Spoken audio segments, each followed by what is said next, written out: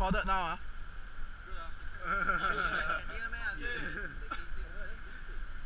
so how it works?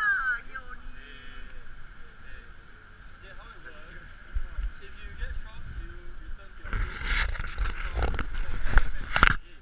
see all the little flags there are? There's a little green one there, there's a pink one there, there's another green one there, pink one over there. They are all over the place.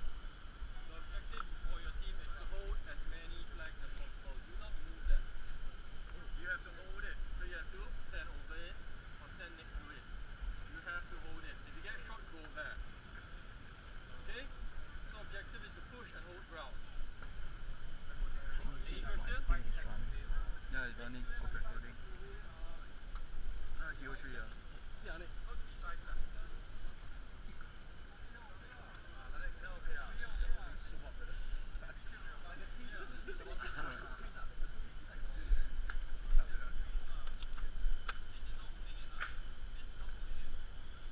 Must be obvious that you are there.